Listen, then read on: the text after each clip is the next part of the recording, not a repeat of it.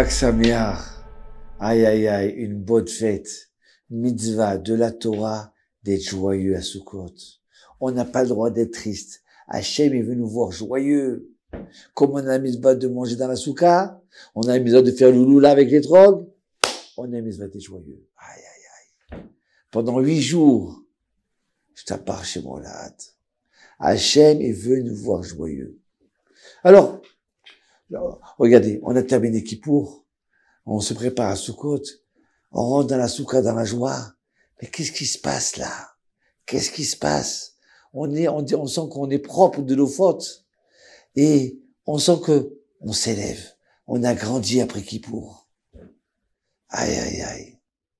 Alors, ce que je comprends pas, je rentre dans une soukha, c'est quoi? C'est un hôtel 5 étoiles, c'est juste 4 planches qui nous protègent.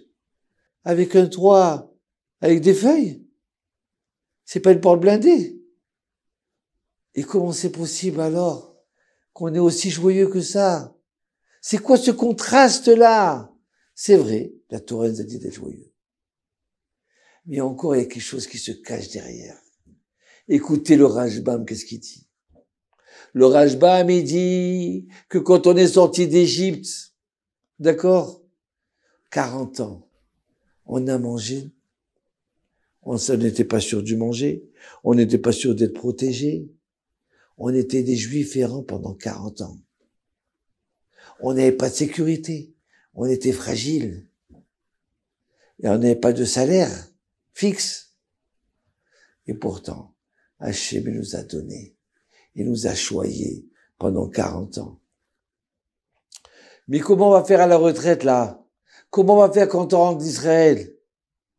Je sais pas. Il n'y a rien de sûr.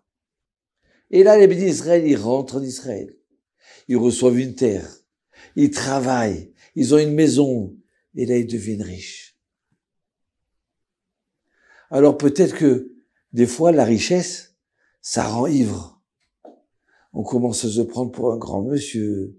On commence à s'énerver.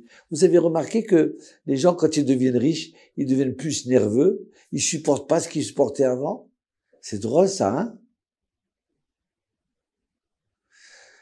Hachem, il vient, il dit, une semaine, tu retournes dans la soukha.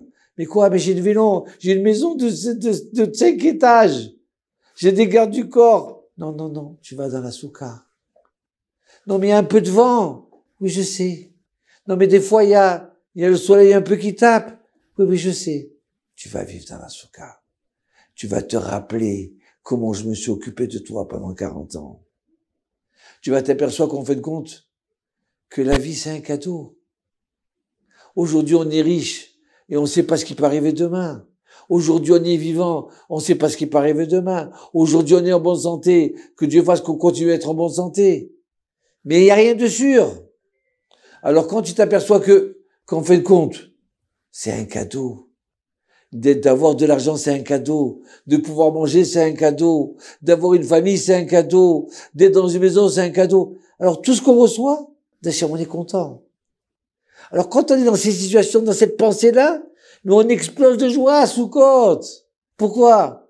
Parce qu'il n'y a rien qui nous revient. C'est un cadeau.